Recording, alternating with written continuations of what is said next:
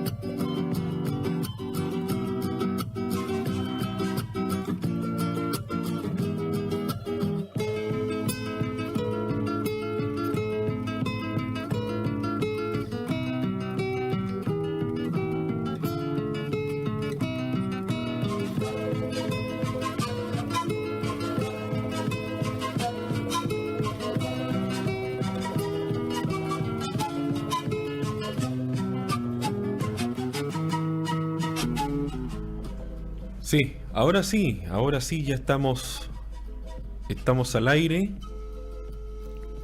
en esta edición de nuestro programa de Ojo con la Cultura.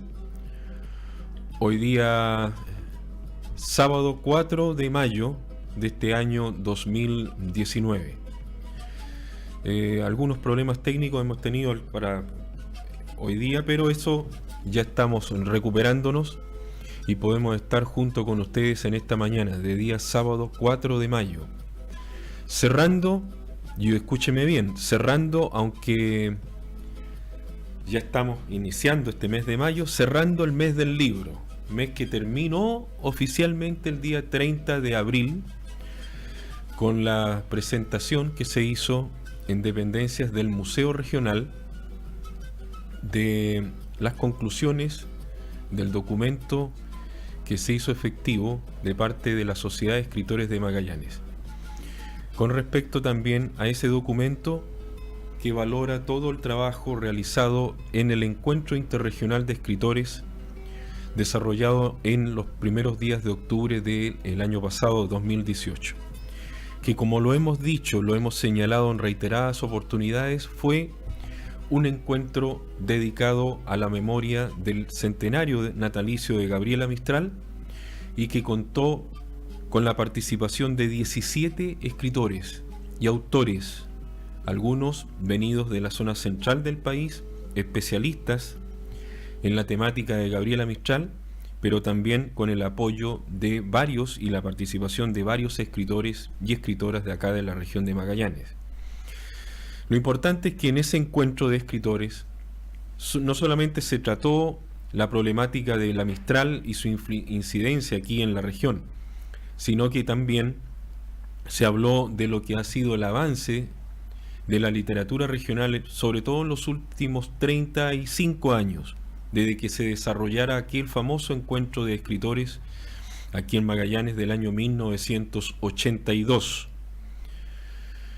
Hay un libro escrito por el profesor Ernesto Libasich Gazzano llamado Historia de la Literatura de Magallanes, que refleja todo el panorama anterior, es decir, desde aquellas huellas que dejara el diario de Pigafetta por el año 1520 hasta 1980 aproximadamente, ese diccionario bibliográfico escrito por y reseñado por el maestro Libasich Gazzano. Entre otras medidas que se adoptaron en ese antiguo Congreso de Escritores de Magallanes, que fue como algo así como una hoja de ruta de lo que tuvo que hacer la Sociedad de Escritores, sobre todo a contar de ese año 1982. Bueno, lo que se terminó por señalar el día 30 de abril es la rúbrica de ese encuentro que nos hace y que nos permite a nosotros ahora tener una especie de brújula para continuar en esta dirección que hemos querido implementar. Dijimos, 30 de abril termina el mes del libro. Y qué mejor que para poder cerrar ese mes del libro, aunque estamos en este día sábado 4 de mayo, siempre quedan algunos temas pendientes, qué mejor que con el invitado de lujo que tenemos hoy día.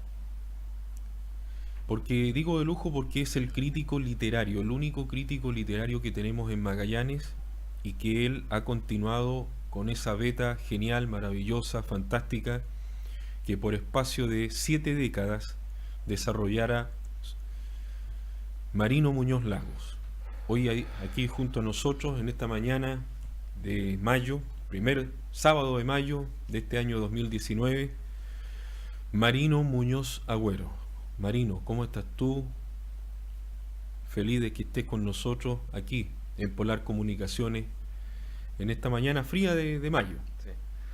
Muy buenos días a la teleaudiencia de Radio Polar, también a ti, Víctor, un amigo muy querido. Una larga amistad nos une más allá del asunto de las letras, y yo entiendo el cariño que tú me tienes, pero de ahí hablar de un crítico literario creo que es algo muy pretencioso que no se condice con la realidad. Mi padre, que ejerció realmente como crítico literario durante casi 70 años, él siempre aclaraba que él no era crítico literario, era comentarista de libros.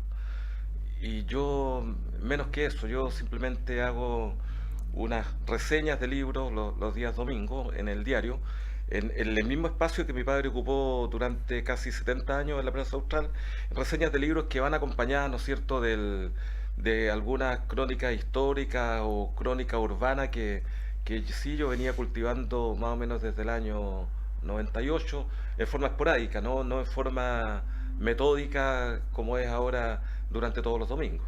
Así que muchas gracias por la invitación, para mí es un honor estar acá, y también creo que es del caso que le contemos a la teleradio audiencia que la razón de estar acá es única y exclusivamente para cumplir un compromiso que en algún momento yo asumí contigo, no sé en qué momento estuve, que te dije sí, voy a ir al programa. Busqué ese momento. Claro, ya, y bueno, los compromisos se cumplen, uno ha sido criado, fue crecido en el respeto a la palabra empeñada, y aquí estamos porque la verdad que yo hago mi trabajo de forma silenciosa en el diario, sin mayores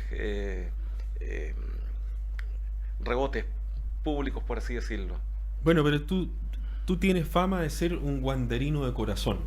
Bueno, me pediste que viniera con la camiseta del Wander y vine. Claro, pero tú eres wanderino, pero también te gustan otros equipos. O sea, mira, eres hincha, yo sé que eres hincha de Racing. La Academia. La Academia. Claro. Sé que te gusta Peñarol de Uruguay. De Montevideo, por supuesto. Ya. Sé también tu afecto por el fútbol de aquellos equipos de Europa del Este, sí, bueno, de la antigua Europa del Este. Exacto. ¿No es cierto? Esa devoción que tú tuviste por ese equipo histórico, el Dinamo de Moscú. ¿Sí o no? Sí, pues. ¿O estoy equivocado? No, el Dinamo de Moscú, Estrella Roja. Estrella Roja, claro. Y el Botafogo también te gusta. El Botafogo de Brasil, el Vasas de Hungría, sí, que cuando vino a jugar un octogonal en la década del 60 le metieron 9-3 al Colo-Colo, ¿ya? Y sí, eso, digamos, fue una goleada histórica que en la memoria colectiva, como se dice ahora, seguramente estará olvidada. No, está invisibilizado. Claro, fíjate que y tú mencionas este asunto de los equipos de fútbol. Eso pasa un poco por los afectos. A mí el Wanderer me ha gustado de toda Bueno, y que todo el mundo me va a preguntar a mí, bueno, y tú que eres amigo de Marino, desentraña de una vez por todas por qué hincha de Santiago Wander. O sea, es un mito eso. No, si eso tiene una explicación muy simple. Mi papá era wanderino. ¿O no era de Naval? No, mi papá era wanderino. Ya. Mi papá, en algún momento, con un hermano, un tío mío, que era fanático del Naval, salieron por ahí en Talcahuano un día a tomarse un cafecito, y mi tío lo convenció y le hizo firmar un carnet del Naval, y ese carnet yo lo tengo, pero eso es una cosa nominal, eso no se puede negar porque el documento está un documento que es un carnet del Club de Deportes Naval de Talcahuano. Primera vez que estás diciendo eso. Bueno, pero ya que me lo preguntaste, o sea, a ti te puedo ocultar algunas cosas, pero a los auditores de la Radio Polar no. ¿Ya? Entonces, pero mi papá fue wanderino, y el cariño por el Wanderer viene de toda la vida, y se liga con eso, se liga con los afectos, con haber visto desde niño en mi casa algún banderín del Wanderer. Uno empieza a recordar cosas. Precisamente el otro día me acordaba de algo. El año 1971 mi papá hizo con un amigo, hicieron un viaje por tierra al norte del país, ¿ya? Se fueron en ese tiempo en un Ford Taunus, que era del año 61 por ahí, y se fueron pasando por el antiguo Paso de la Mosca. Era una aventura, sí, en esos tiempos llegar por el lado argentino, y llegaron a Talcahuano, donde mi papá tenía toda su familia, mi abuela, mis tíos, y resulta que para mi cumpleaños mi papá avisa por teléfono que, con lo caro que eran las llamadas telefónicas en ese tiempo, que vayamos a buscar un paquete que él había mandado, una encomienda por LAN. En ese tiempo Carga LAN estaba ahí en O'Higgins, entre Sarmiento y Maipú, donde hoy día está el Club Deportivo Escau. Ahí estaba la agencia de Carga LAN. Y fuimos con mi mamá a buscar, era una caja tamaño de las cajas de zapatos. Yo tenía 11 años. Bueno, mi afición por el Wander viene de que tengo uso de memoria. Nunca me gustó ningún otro equipo, a pesar de las presiones de mi abuelo José del Tránsito Agüero para que yo me hiciera el Colo-Colo. Eran presiones más o menos fuertes, ¿ya? Además que todos mis tíos de acá eran del Colo-Colo, y mis primos igual. Y en esa caja venía el equipo completo del Wanderers, camiseta, pantalones, todo. Un par de chuteadores, que en ese tiempo le decíamos chuteadores a los zapatos de fútbol, marca Tigre, de esos que tenían planta roja, los primeros que salieron con planta, porque los otros eran con los toperoles separados. Y venía el disco de moda en ese tiempo, El Verano Naranja, de Donald. Entonces, cuando tú tienes esos recuerdos, es imposible que tú pienses en otra cosa que respecto al fútbol, no sea el Wanderer, en Chile. Pero el Dinamo de Moscú. Bueno, el Dinamo de Moscú, fíjate que hay varias razones. La primera, yo creo la más importante, que a mí también me marcó mucho de niño, que mi mamá viajó a la Unión Soviética el año 63. Mi mamá, la destacada educadora, claro, Eulalia Agüero Pletikosich. Ella la invitaron a Lala, como sí, la invitaron al Congreso Internacional de Mujeres que se realizó en Moscú. Estamos hablando de los tiempos de la Unión Soviética. Y viajó, estuvo en Moscú, estuvo en Leningrado, en Stalingrado, así se llamaba en esa ciudad, sí, en ese tiempo, ¿ya? Sí. Estuvo en París, estuvo en Roma, pasó por el Estadio Lenin de Moscú, y ahí me quedó dando vuelta algo, y después fue porque el Dinamo venía muchas veces a jugar a Chile en estos campeonatos que se hacían en verano, los hexagonales, los octogonales, que venían muy buenos equipos europeos y también de América, de Sudamérica. Y la estrella del Dinamo de Moscú que vino para el Mundial del 62 fue el gran Lev Yashin. El arquero. La araña negra. La araña negra, considerado por muchos como el mejor arquero de todos los tiempos. De todos los tiempos.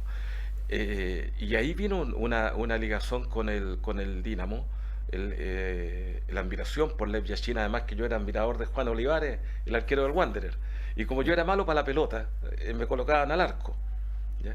Entonces había cierta predilección por el arquero, que el arquero es la profesión más solitaria del fútbol. Por ahí un escritor decía, meten un gol y el arquero no tiene a quien abrazar, ¿ya?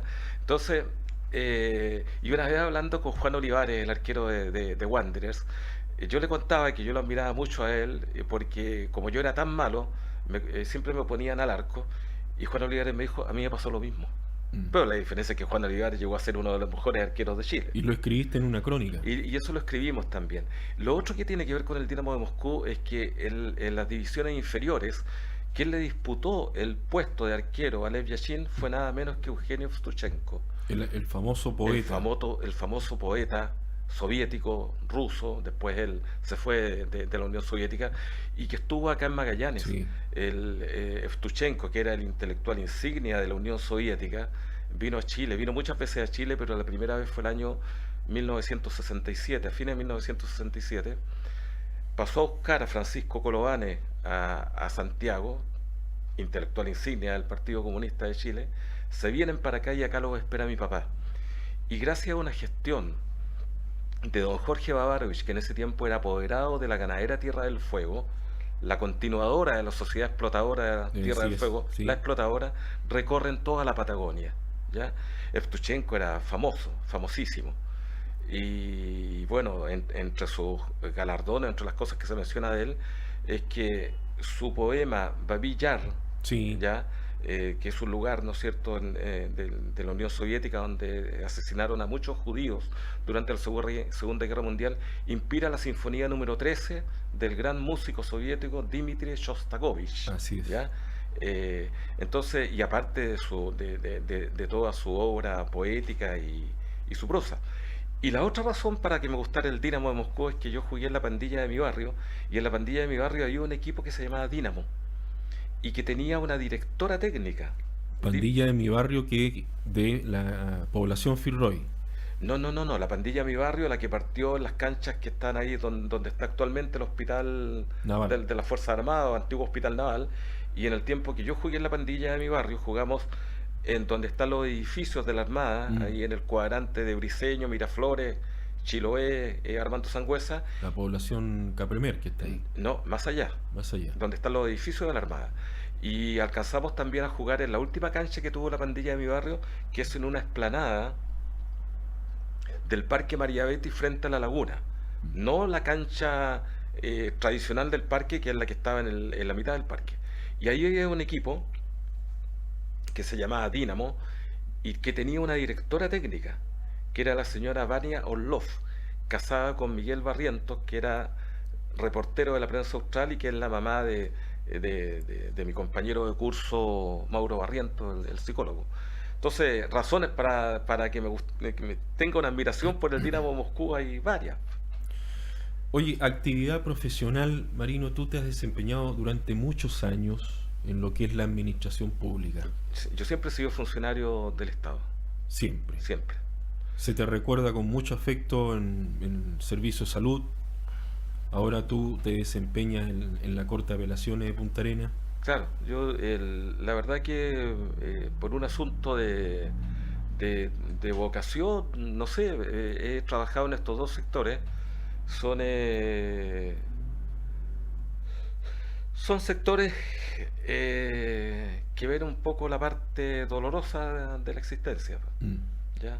Nadie quiere llegar a un hospital voluntariamente, nadie quiere llegar a un tribunal, lo cual le implica generalmente tener mucho cuidado en cómo tratar a los usuarios de estos sectores, porque quien llega a un hospital, quien llega a un tribunal, generalmente viene golpeado. ¿Ya? Y he hecho una carrera ahí, siempre he estado agradecido de mi paso por el sector salud. Trabajé 15 años, partí trabajando en las bodegas del hospital regional. Tuve la posibilidad de estudiar, de hacer 2 posgrados, 2 magíster, y también agradecido de mi trabajo en el sector justicia, de los compañeros de trabajo, de los colegas, de los antiguos colegas del hospital, de los colegas del Tribunal de Garantía y de mis colegas de la Corte de Apelaciones. Y toda la gama de personalidades que has tenido la oportunidad de conocer al interior de estos servicios, igual. O sea, uno conoce personalidades todos los días en todas partes. Tú sales a la esquina y conoces una personalidad. Marino, vamos a ir hablando de tu acercamiento con el mundo de la literatura, ¿ya? ¿Cómo lo inicias tú eso? ¿En qué sentido? Tu aproximación con el mundo de la literatura. Bueno, antes de ir al primer corte, porque comenzamos con un cierto retraso, sí. Pero dejar planteado eso. ¿Cuándo comenzó tu acercamiento con el mundo de la literatura? ¿La influencia de papá, mamá? O sea, el acercamiento con la literatura desde el momento que yo creo que abrí los ojos. Ya. Porque en mi casa yo abría los ojos y veía libros por todas partes. ¿Ya? Yo crecí entre libros, dormí entre libros, me despertaba entre libros, y veía a mi papá trabajar, aparte de su labor como profesor, trabajar con libros, y así van llegando las primeras lecturas. Evidentemente todo aquello que yo recuerdo que en el colegio me hacían leer como obligación, no era una cosa grata para mí. Siempre tuve una suerte de rebelión frente a lo que me imponían que tenía que leer. Si yo tuviera que decir qué libro recuerdo de los que yo tuve que leer por obligación, hay uno solo, que es La Ruta de Don Quijote de Azorín. Y nada más. El resto, absolutamente... ¿Y La Ruta de Don Quijote quién te obligó ahí? Fue... Julio Fernández, el profesor Julio Fernández. Julio Fernández. Sí.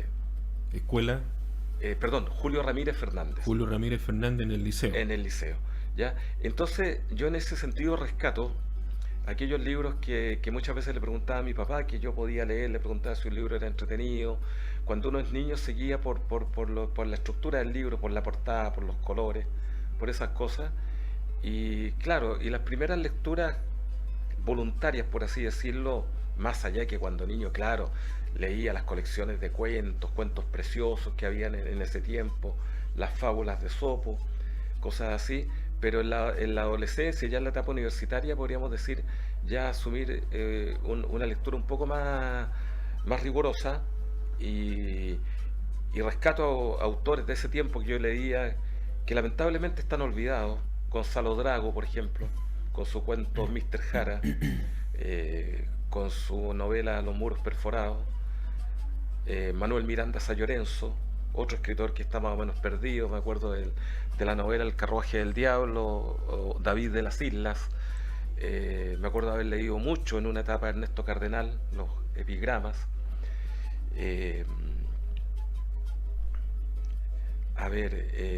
Jaime Lazo, por supuesto. Jaime Lazo, tremendo escritor, aparte de un tremendo amigo de la casa.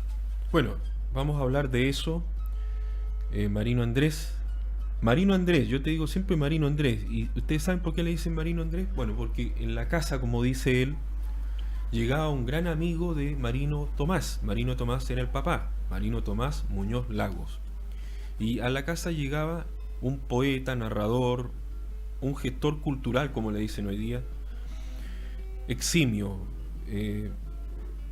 con una cantidad de producción, vamos a decir, en cantidad, en volumen, muy similar a la que hizo Marino Tomás Muñoz Lagos acá en la región de Magallanes.